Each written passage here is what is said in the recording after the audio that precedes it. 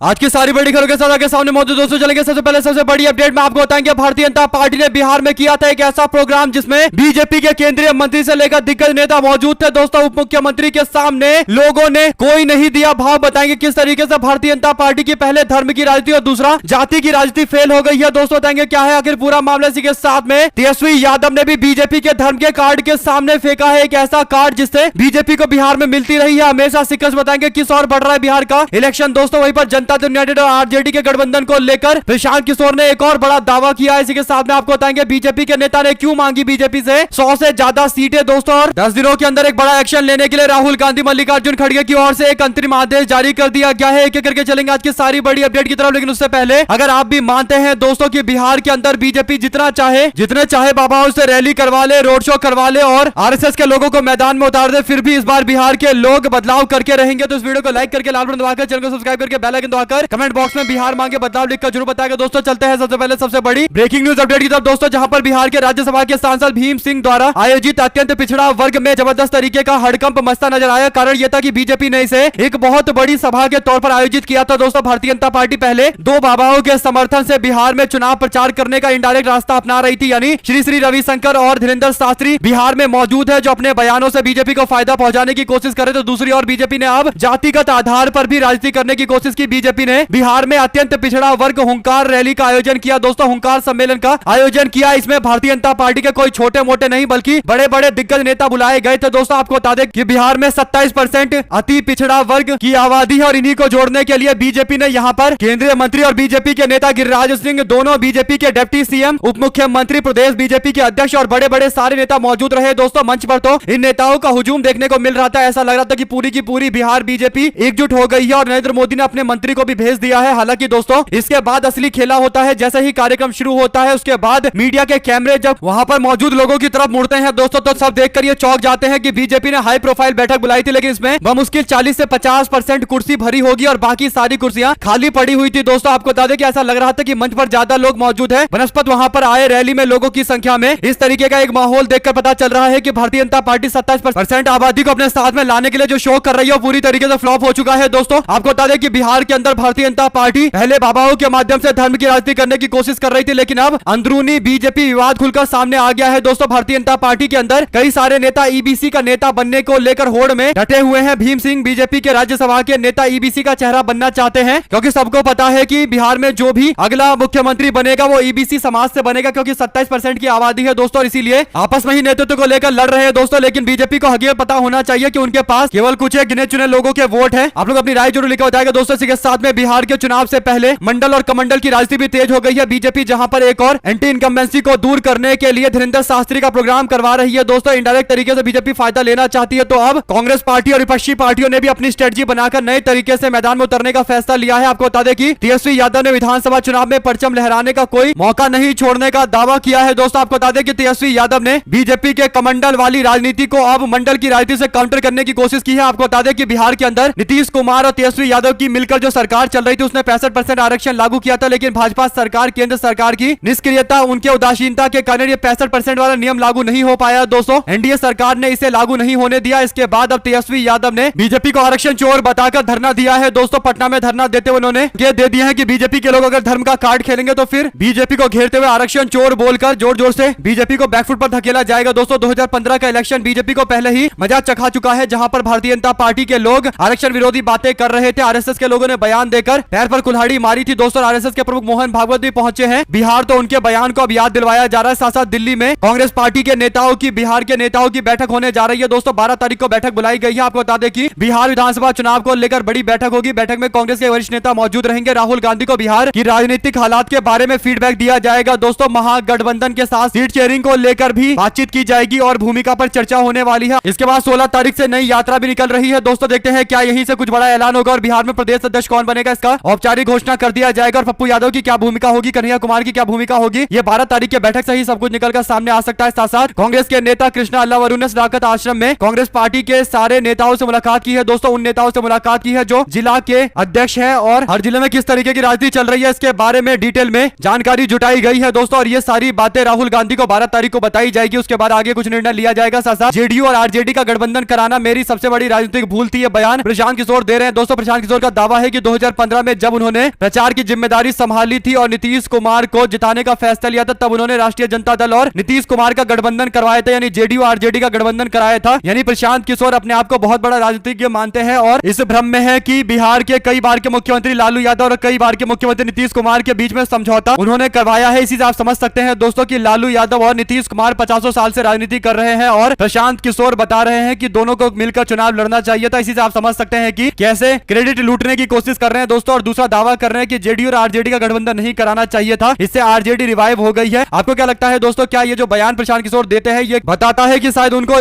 अपने आप को लेकर ये भ्रम है कि वो बहुत बड़े राजनीतिज्ञ हैं, वो जहां जाएंगे उसकी सरकार बन जाएगी, जिससे चाहेंगे गठबंधन करवा देंगे और बड़े बड़े एक्सपीरियंस नेताओं को सिखाने में भूमिका है? आप भी अगर मानते हैं दोस्तों कि प्रशांत किशोर अपनी इमेज को लेकर कुछ ज्यादा ही ऑब्सेस्ड हैं, कुछ ज्यादा ही भ्रम में है कि वो बहुत बड़े तोपची है, लेकिन इस बार के विधानसभा चुनाव में उनको पता चल जाएगा कितने पानी में है, क्योंकि उपचुनाव में तो पार्टी खाता नहीं खोल पाई है और आने वाले चुनाव में उनको असली हकीकत से रूबरू हो जाएंगे और डेटा के साथ लोग उनसे सवाल भी पूछेंगे जो केवल ऊपर ऊपर की बातें करते हैं कि मैंने इसको जितवा दिया, मैंने उसके गठबंधन करवा दिया। साथ साथ मणिपुर के अंदर कुकी बहुल इलाके के अंदर रविवार को जनजीवन प्रभावित रहा दोस्तों। कुकी जो संगठनों की ओर से सुरक्षा बलों की कार्रवाई के विरोध में अनिश्चितकालीन बंद का आह्वान किया गया था दोस्तों। आपको बता दें कि शनिवार को कांगपोकपी जिले के अंदर कुकी प्रदर्शनकारियों और सुरक्षा बलों के बीच में झड़प हो गई थी, जिसमें एक व्यक्ति की मौत हो गई थी और 40 लोग घायल हो गए थे। हालांकि रविवार को स्थिति तनावपूर्ण लेकिन शांत बनी रही दोस्तों। शनिवार को हुई हिंसा के बाद कई सारे इलाकों के अंदर टायर जलाकर सड़कें ब्लॉक करके विरोध किया गया था। मणिपुर में अभी भी स्थिति पूरी कंट्रोल में नहीं है, जो बीजेपी के लोग दावा कर रहे हैं। साथ साथ दोस्तों एक कार्यक्रम के दौरान भारतीय जनता पार्टी के सहयोगी पार्टी और कैबिनेट मंत्री निषाद पार्टी के राष्ट्रीय अध्यक्ष संजय निषाद का जोरदार स्वागत हुआ। इस दौरान उन्होंने कार्यकर्ताओं के विशाल कार्यकर्ताओं के सम्मेलन में कहा कि इस बार हम लोग भारतीय जनता पार्टी के लोगों से गुजारिश करते हैं, उनसे कहते हैं कि आप लोग पिछली बार आपकी हारी हुई सीटें हम लोगों को दे दीजिए, हम आपको सारी सीटें जितवा कर देंगे। दरअसल दोस्तों बीजेपी 376 सीटों पर चुनाव लड़ी थी, जिसमें से 255 सीटें बीजेपी को मिली, यानी 121 सीटें बीजेपी को कम मिली थी दोस्तों। तो निषाद पार्टी ये सारी सीटें मांग रही है दोस्तों। पिछली बार ये मात्र 10 सीटों पर चुनाव लड़े थे, जिसमें 6 जीत कर आए थे। आपको क्या लगता है? अपनी राय जरूर लिखकर बताइएगा। चलते हैं एक और ब्रेकिंग न्यूज अपडेट की तरफ, जहां पर राहुल गांधी और मल्लिकार्जुन खड़गे ने 10 दिनों के अंदर पूरे भारत में सभी खाली पदों को भरने का निर्देश जारी कर दिया है दोस्तों। राहुल गांधी गुजरात के दौरे पर पहुंचे थे, तब जाकर उन्होंने संगठन के बारे में डिटेल में चर्चा की थी और इसके बाद बताया था कि इस संगठन को मजबूत करने के लिए नए नेताओं को मौका दिया जाएगा और अब मौका देने का टाइम आ गया है दोस्तों। पार्टी ने फैसला लिया है कि वो 10 दिनों के अंदर भारत में जितने भी खाली पोस्ट है कांग्रेस पार्टी को उन सबको फिल करेगी, उनको भरेगी और आदेश जारी कर दिया गया है। अगर ऐसा होता है दोस्तों 10 दिनों के अंदर सारे पोस्ट भर दिए जाएंगे तो फिर आप लोग देखेंगे कि जरूर बड़े बदलाव कांग्रेस पार्टी के साथ कांग्रेस के अप्रोच में होगा और उसके बाद बीजेपी के साथ जो कांग्रेस का मुकाबला है तो और दिलचस्प मुकाबला देखने को मिलेगा दोस्तों। हर स्तर पर बीजेपी से लड़ाई करते हुए कांग्रेस के लोग नजर आने वाले हैं। साथ साथ राहुल गांधी ने गुजरात में कहा था कि कई सारे नेता है जो हमारी पार्टी में तो हैं लेकिन काम बीजेपी के लिए करते हैं। अब ऐसे नेताओं को संदेश उन्होंने भेजा तो राहुल गांधी ने केवल बोला ही नहीं है बल्कि कांग्रेस पार्टी के गुजरात युवा कांग्रेस के नेता कपिल देसाई से भी उन्होंने मुलाकात की है दोस्तों। कपिल देसाई गुजरात युवा कांग्रेस के ऐसे नेता है जिन्होंने सरकार के खिलाफ आवाज उठाई थी तो उनके घर के ऊपर बुलडोजर चलवा दिया गया था दोस्तों, बुलडोजर से ध्वस्त कर दिया गया था। और ऐसे कांग्रेस पार्टी के कई नेता है दोस्तों जो जमीनी स्तर पर लड़ाई लड़ते हैं, जिसके कारण उनको खुद पर्सनल लॉस भी होता है। इसके बावजूद लड़ाई बीजेपी सरकार से लड़ रहे हैं और कांग्रेस पार्टी के इन्हीं नेताओं को पहचानने का राहुल गांधी ने ऐलान किया था दोस्तों। और इसके बाद अब ये मुलाकात करके एक अच्छा पॉजिटिव मैसेज दिया गया है। आपको क्या लगता है लिखकर जरूर बताएगा, ज्यादा से ज्यादा वीडियो को शेयर कीजिएगा दोस्तों। इसी के साथ में जैसे ही डोनाल्ड ट्रंप ने ये फैसला लिया कि भारत के ऊपर टैरिफ बढ़ाया जाएगा, भारत के प्रोडक्ट के ऊपर टैक्स बढ़ाया जाएगा, तो रामदेव जो अमेरिका में भी अपने सामान बेचते हैं उनको नाराजगी होने लगी। ट्रंप को लेकर बयान देते हुए कहने लगे कि ट्रंप ने लोकतंत्र के सारे मूल्यों का हनन करना शुरू कर दिया है, भारत को कुछ काम करना चाहिए, इस पूरे मामले पर एक्शन लेना चाहिए। कुल मिलाकर दोस्तों मोदी सरकार कोई कार्रवाई करने को तो तैयार नहीं है, लेकिन बाबा रामदेव को लग रहा है कि अमेरिका में मौजूद बिजनेस ठप हो जाएगा, तो अब वो ट्रंप के फैसले से नाराजगी जता रहे हैं दोस्तों। हालांकि कई सारे और भी इसी मानसिकता के लोग थे जो ट्रंप को सपोर्ट करते हुए कह रहे थे कि क्योंकि ट्रंप मुसलमानों और फिलिस्तीन के खिलाफ है और इजराइल के समर्थन में है तो उसको सपोर्ट करना चाहिए। यानी कुछ अंधभक्त थे दोस्तों जो सपोर्ट कर रहे थे, लेकिन अब धीरे धीरे करके उन्हें समझ में आने लगा है कि ट्रंप के आने के कारण भारत को व्यापार के साथ साथ किन किन क्षेत्रों के अंदर भारी नुकसान हुआ है दोस्तों। आपकी जो भी राय हो लिखकर बताएगा। साथ साथ उत्तराखंड के अंदर सीएम धामी सरकार के कैबिनेट मंत्री को हटाने की मांग को लेकर जोरदार आंदोलन चल रहा है, लेकिन इसके बावजूद वित्त मंत्री प्रेमचंद अग्रवाल को और बड़ी जिम्मेदारी दे दी गई है। आपको बता दें कि प्राकृतिक आपदाओं की स्थिति में विशेष आपदा सेस लगाने के लिए गठित मंत्री समूह में अग्रवाल को शामिल किया गया है दोस्तों। जीओएम में इनका नाम सामने आने के बाद सवाल ये खड़ा होता है कि इनको तो पोस्ट से हटाने के लिए दबाव बनाया जाता और बीजेपी के लोग बैकफुट पर थे, तो फिर ये एक नया बड़ा जिम्मेदारी क्यों दे दिया गया है दोस्तों। क्या भारतीय जनता पार्टी के लोग इनके बयान से इत्तेफाक रखते हैं इसीलिए इनको पोस्ट से भी नहीं हटाया जा रहा बल्कि बड़े प्रमोशन दिए जा रहे हैं। आपको बता दें कि इन्होंने एक विवादित बयान देते हुए पहाड़ पर रहने वाले लोगों को असंसदीय शब्दों से संबोधित किया था, यानी अपशब्द बोले थे। दोस्तों आपकी क्या राय है लिखकर जरूर बताएगा। इसी के साथ में कर्नाटका में सत्तारूढ़ कांग्रेस पार्टी के भीतर सत्ता संघर्ष की खबर चल रही है। इस बीच शनिवार को कांग्रेस पार्टी के अध्यक्ष मल्लिकार्जुन खड़गे ने मुख्यमंत्री सिद्धरमैया और उप मुख्यमंत्री डीके शिव कुमार को खुले मंच से एक बड़ा संदेश दे दिया है। दोस्तों खड़गे ने दोनों से एक साथ मिलकर राज्य के विकास पर ध्यान केंद्रित करने के लिए कहा है। कांग्रेस पार्टी के अध्यक्ष मल्लिकार्जुन खड़गे ने कहा कि अगर शिव कुमार और सिद्धरमैया साथ है तो हमारा काम हो जाएगा, अगर वे अलग अलग है तो मुश्किल होगी। हम चाहते हैं कि वे एक साथ एक ही दिशा में आगे बढ़ें। खड़गे ने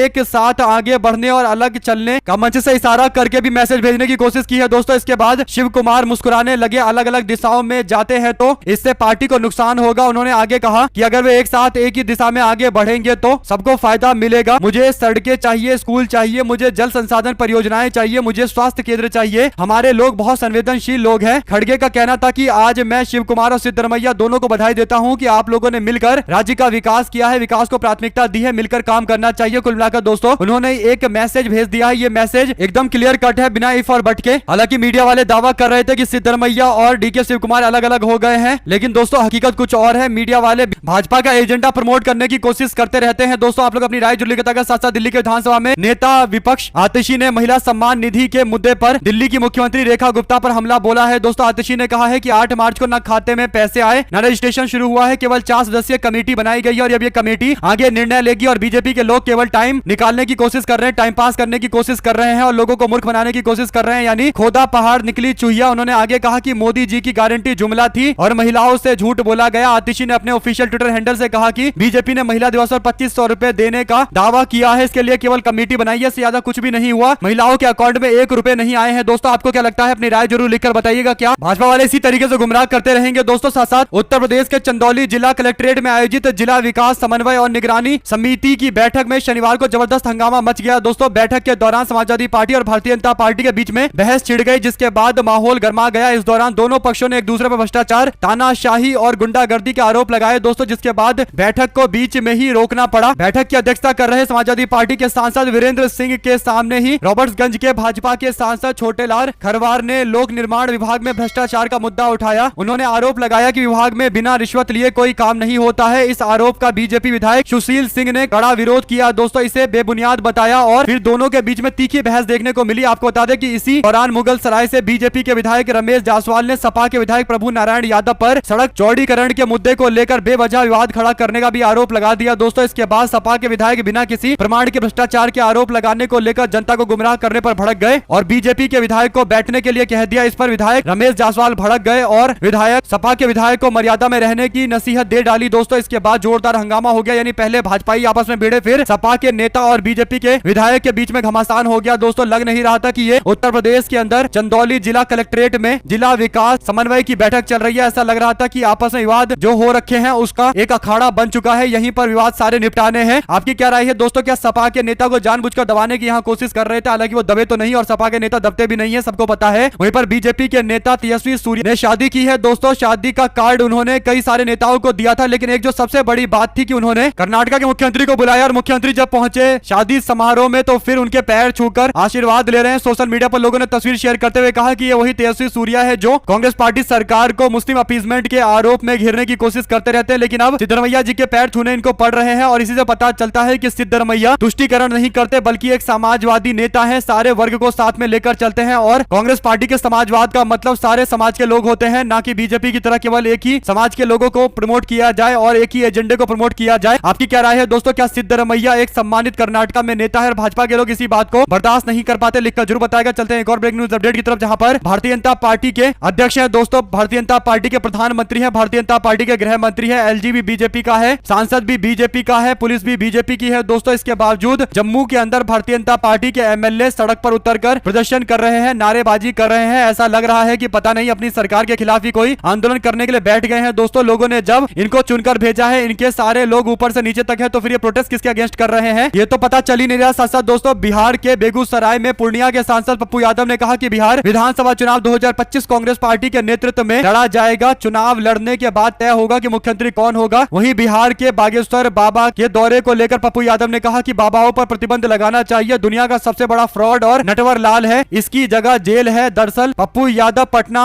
जाने के दौरान बेगूसराय शहर के पावर हाउस चौक पर कार्यकर्ताओं से मिलने के लिए रुके तो वहां पर पत्रकारों से बात करने लगे। बेगूसराय वो इलाका है जहां पर कन्हैया कुमार भी एक्टिव है दोस्तों, और पप्पू यादव भी बेगूसराय में थे, तो जरूर कोई ना कोई आपस में बातचीत भी हुई होगी। और इसके बाद पप्पू यादव ने महागठबंधन को लेकर कहा कि तेजस्वी यादव को मुख्यमंत्री का चेहरा आरजेडी ने घोषित किया है, महागठबंधन ने नहीं। महागठबंधन तो कांग्रेस पार्टी के नेतृत्व में चुनाव लड़ेगा, मुख्यमंत्री का उम्मीदवार बाद में हमारे नेता तय करेंगे। मुझे नहीं लगता कि कोई महागठबंधन किसी को नेता घोषित करके चुनाव लड़ने की योजना बनाता है, इसलिए राहुल गांधी, सोनिया गांधी, लालू यादव और प्रियंका गांधी जैसे लोग बैठकर तय करेंगे कि मुख्यमंत्री किसको बनाया जाए। कुल मिलाकर दोस्तों अभी तेजस्वी यादव का नाम डिक्लेयर करने से मना कर रहे हैं। हालांकि उनके बयान से लगता है कि कांग्रेस पार्टी भी इसी स्टैंड पर आगे बढ़ने वाली है, क्योंकि कांग्रेस औपचारिक तौर पर ऐलान नहीं करेगी कि तेजस्वी यादव के नेतृत्व में चुनाव लड़ेंगे, क्योंकि सीट बंटवारे को लेकर भी थोड़ा दबाव बनाना है। तो जरूरी है कि तेजस्वी यादव को मुख्यमंत्री घोषित करने के नाम पर एक कार्ड खेला जाए, उन पर दबाव बनाया जाए, ताकि कांग्रेस पार्टी को इस बार चुनाव लड़ने के लिए अच्छी सीटें मिले, ना कि सारी मुश्किल सीटें दे दी जाए। साथ साथ दिल्ली के विधानसभा के अध्यक्ष वीरेंद्र गुप्ता ने नवनिर्वाचित विधायकों के लिए उनके विधानसभा क्षेत्रों में कार्यालय आवंटित करने की प्रक्रिया शुरू करने का निर्देश जारी किया है। दोस्तों ये निर्णय विधायकों को अपने क्षेत्र की जनता के साथ संपर्क स्थापित करने और प्रभावी जन सेवा सुनिश्चित करने में सहायक होगी। दिल्ली के विधानसभा चुनाव 2025 के दौरान प्रोटोकॉल के अनुसार पूर्व विधायकों को आवंटित कार्यालय वापस ले लिए गए थे। अब नए विधायकों के शपथ ग्रहण समारोह के बाद उनके विधायी और क्षेत्रीय कार्यों को सुचारू रूप से चलाने के लिए संचालन करने के लिए नए कार्यालयों का आवंटन किया जा रहा है। इसी के साथ में कांग्रेस पार्टी की नेत्री हिमानी के घर पहुंचे पूर्व सीएम हुड्डा, कहा मामले की कराई जाएगी निष्पक्ष जांच। दरअसल दोस्तों कांग्रेस पार्टी की नेत्री हिमानी नरवाल हत्याकांड मामले को लेकर पूर्व मुख्यमंत्री भूपेंद्र सिंह हुड्डा घर पहुंचे, परिवार से लोगों से मुलाकात करने के लिए परिजनों को सांत्वना दी और इस दौरान पूर्व मुख्यमंत्री ने आश्वासन दिया है कि निष्पक्ष जांच कराई जाएगी। कांग्रेस पार्टी उनके साथ में पूरी तरीके से खड़ी है। साथ ही परिजनों ने मामले को विधानसभा सत्र के दौरान उठाने की मांग की है। दोस्तों हिमानी की मां ने मुख्यमंत्री से मुलाकात करके निष्पक्ष जांच की मांग की। अब देखते हैं क्या ये मुद्दा विधानसभा के अंदर उठाया जाएगा दोस्तों, और भाजपा की सरकार पर दबाव बनाया जाएगा कार्रवाई करने के लिए, जांच बिठाने के लिए। साथ साथ संयुक्त किसान मोर्चा के प्रमुख नेता राकेश टिकैत ने कहा है कि मुख्यमंत्री भगवत मान को किसानों की वाजिब मांगों को लेकर केंद्र सरकार नरेंद्र मोदी के किसान विरोधी राजनीति को समझना चाहिए, रणनीति को समझना चाहिए। किसान नेता टिकैत 3 मार्च को चंडीगढ़ के संयुक्त किसान मोर्चा के नेता और मुख्यमंत्री के बीच में हुई तकरारबाजी को लेकर प्रतिक्रिया दे रहे थे। दोस्तों रविवार को बीते दिन उन्होंने संयुक्त किसान मोर्चा के नेताओं से भी मुलाकात की है और इस दौरान किसानों के संघर्ष का पूरी तरीके से सपोर्ट किया है। लेकिन बाद में जो कार्रवाई भगवत मान की सरकार ने की है इसकी आलोचना भी की गई है। दोस्तों वहीं पर सुल्तानपुर के मोची का काम करने वाले रामचेत मोची को कांग्रेस पार्टी के नेता राहुल गांधी के जरिए एक बड़ा चमड़ा कारोबारी से मिलने के बाद अब रामचेत मोची अपने नाम से एक ब्रांड शुरू करने जा रहे हैं। उनकी एक नई योजना बनी है। दोस्तों लोकसभा विपक्ष के नेता और रायबरेली संसदीय क्षेत्र के कांग्रेस पार्टी के सांसद राहुल गांधी ने बीते दिनों रामचेत जी से मुलाकात की थी। उनको मुंबई बुलाकर चमड़ा कारोबारी सुधीर कुमार से मुलाकात करवाई थी दोस्तों, और इसके बाद दोनों ने मुलाकात की और एक नया ब्रांड बनाने की अब जो तैयारी चल रही है इससे पता चलता है कि राहुल गांधी कैसे छोटे उद्योगों को आगे बढ़ाने के लिए काम कर रहे हैं दोस्तों, जबकि कुछ लोग जो सत्ता में बैठे हैं उनका काम केवल हम दो हमारे दो का समर्थन करना रह गया है। अगर आप भी मानते हैं कि राहुल गांधी जनहित की बातें करते हैं और यही बड़ा कारण है कि कुछ लोगों को उनकी बातें पचती नहीं है दोस्तों, अच्छी नहीं लगती है, लेकिन ये तो बात एकदम सच्चाई है कि तब तक भारत का विकास नहीं होगा जब तक कि भारत के अंदर छोटे उद्योगों को प्रमोट नहीं किया जाएगा, उनको नेक्स्ट लेवल पर नहीं लेकर जाया जाएगा। राहुल गांधी ने इससे पहले नए मशीन भी उनको दिए थे दोस्तों, और उनका उद्योग अब धीरे धीरे करके बढ़ भी रहा है। इसी के साथ में मध्य प्रदेश में 10 मार्च को बजट सत्र शुरू होने वाला है। आज बजट सत्र शुरू होगा। इसके पहले ही राजधानी भोपाल में कांग्रेस पार्टी के नेता सज्जन सिंह वर्मा ने लाडली बहनों को लेकर एक बयान दिया है दोस्तों, जिससे पूरे प्रदेश की राजनीति में उबाल आ गया है। पूर्व मंत्री ने आरोप लगाया है कि बीजेपी खुद सुप्रीम कोर्ट जाकर लाडली बहना योजना जैसे फ्री बीज योजना को बंद करवा देगी। दरअसल बजट के पहले दिन राजधानी भोपाल में किसानों की मांग को लेकर मुद्दा बनाकर कांग्रेस विधानसभा का घेराव करेगी, जिसकी जानकारी के लिए प्रेस कॉन्फ्रेंस आयोजित की गई। कांग्रेस के दिग्गज नेता सज्जन सिंह वर्मा ने कहा कि बिहार के चुनाव सामने है, इसलिए ये फ्री बीज की एक नई पॉलिसी लेकर आ रहे हैं, क्योंकि बिहार को इन्हें जीतना है। वैसे कई राज्यों में ये जीत चुके हैं लाडली बहना के नाम पर, महाराष्ट्र में भी ऐसी ही जीत इनको मिली थी और अब ये मध्य प्रदेश की तरह बिहार के लोगों को भी मूर्ख बनाने जा रहे हैं। बीजेपी के लोग सुप्रीम कोर्ट जाकर इसको बंद करवा देंगे, ये इनकी पूरी एक स्ट्रेटजी है। आपकी क्या राय है दोस्तों, लिखकर जरूर बताएगा। चलते हैं एक और बिग न्यूज अपडेट की तरफ, जहां पर राजस्थान के अंदर एक सरकारी स्कूल में विदाई महोत्सव की जगह जश्न अलविदा जैसे उर्दू शब्द इस्तेमाल किए जाने पर नोटिस जारी किया गया। इसकी जांच के लिए कमेटी बनाई गई है। जश्न अलविदा 2024-25 28 फरवरी को मनाया गया था दोस्तों, और अब ये जो नोटिस आया था इसी से पता चलता है कि कैसे उर्दू को लेकर इन लोगों की भावनाएं आहत हो जाती है। तथाकथित ये देश में जो राष्ट्रवादी बनते हैं दोस्तों, अगर आप भी मानते हैं कि इन लोगों का कुछ भी नहीं है, केवल न्यूज के अंदर बने रहे और लोग सांप्रदायिकता पर चर्चा करते रहे, इसी तरीके का माहौल बना रहे जिससे बाद में चुनाव में फायदा होता है, यही